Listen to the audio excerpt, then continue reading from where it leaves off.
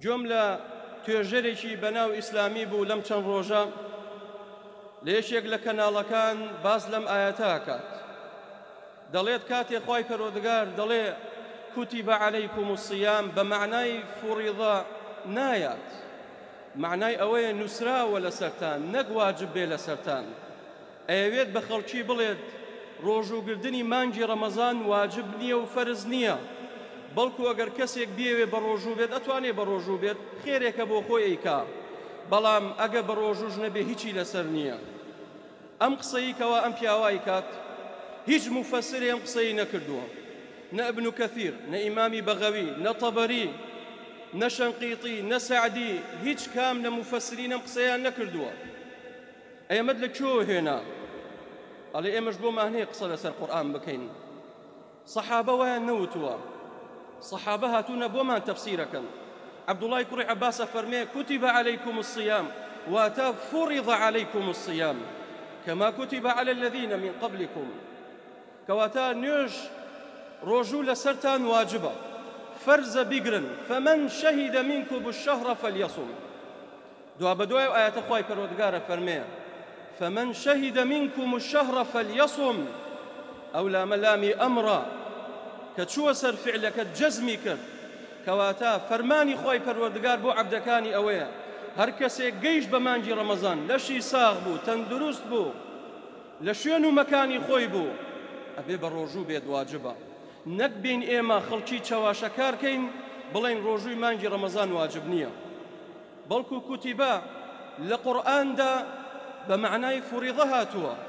او تا خوي پروردگار لباسي مردن دا فرميه وما كان لنفس أن تموت إلا بإذن الله كتابا مؤجلا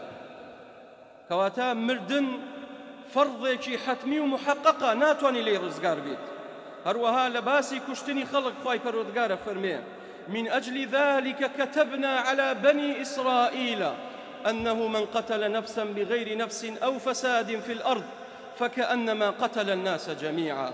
من أجل ذلك كتبنا على بني إسرائيل أي فرضنا على بني إسرائيل وروها لباسي نيجا خواي پروردگار فرميه إن الصلاة كانت على المؤمنين كتابا موقوتا واتا نيج واجبا أقر بقصي أو تيجر بيت بناو إسلامي كواتا نيج واجبني مسلمانان بابرون لمالي خوان دابنشن بلان خلقانك دڵیان پڕی لە نیفاقە نازانن چۆن ئیسلام ناشرین کەن چۆن خەڵکی ساردکەنەوە لە دینەکەی خوای پەروەردگار بەڵام سوپاس بۆ خوای پەروەردگار مناڵێکی مسلمان بێنە گاڵتەی دێ کاتێک بڵێ ڕۆژوو واجب نییە و فەرز نییە بۆیە پێغەمبەری خوا صلی الله عليه وسلم ئەفەرمێ لە خەونمدا دوو کەس هاتنە خەونم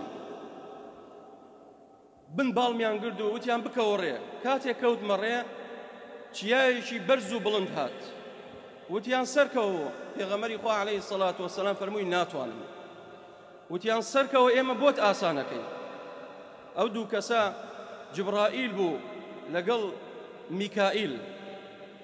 ئەفەرمێ کاتێک چوومە ئەو دیوی شاخەکە جۆم لە ناڵە ناڵی گریانی خەڵکانێک بوو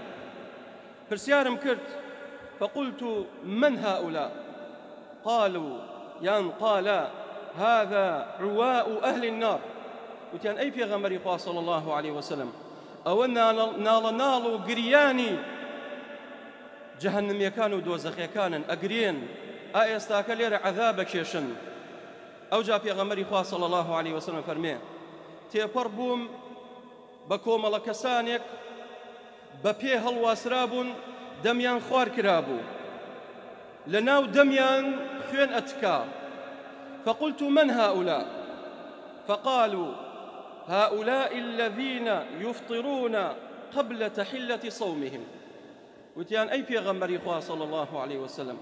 ئەوانە ئەو کەسانن کەوا پێش ئەوەی کاتی ڕۆژوشکاندن بێ ڕۆژۆکەیان ئەشکێنن پێش ئەوەی کاتی ڕۆژوشکاندن بێ ڕۆژۆکەیان ئەشکێنن ئەمانە خەڵکانێک بوون بە ڕۆژوو بوون بەڵام پێش ئەوەی کاتی ڕۆژوشکاندن بێ ڕۆژۆکەیان شکان بەو شێوەیە عەذابە چێژن ئەی چی بڵێین بەو کەسانی کەوا هەر بە ڕۆژوو نابن لە مانگی ڕەمەزان و ئاوڕێک لە مانگی ڕەمەزان نادەن کەواتە خابەوە خەسر لوتی بچێ بە خۆڵە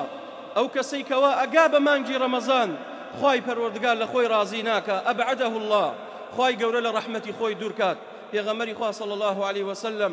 جبرائیلم دوعایی کرد پێغەمبەری خوا صلی الله عليه وسلم ئامینی لەسەر کرد. پێت وایە دوعای جبرائیل و پێغەمبەری خوا عليه الصلاة والسلام ڕەت بکرێتەوە؟ ئەمانە هەمووی وەعیدە تەرهیبە بۆ کەسانی کەوا بە ڕۆژوو نابن. ئەوجا کابرای توێژەر ئەڵێت کاتێک هەر شتێک عقوبەی لەسەر بوو ئەوە واجبە، وەکو چۆن خوای پەروەردگارە فەرمێ باسی دۆزەخیەکانمان بۆ کات. قالوا ما سلككم في سقر قالوا لم نكن من المصلين.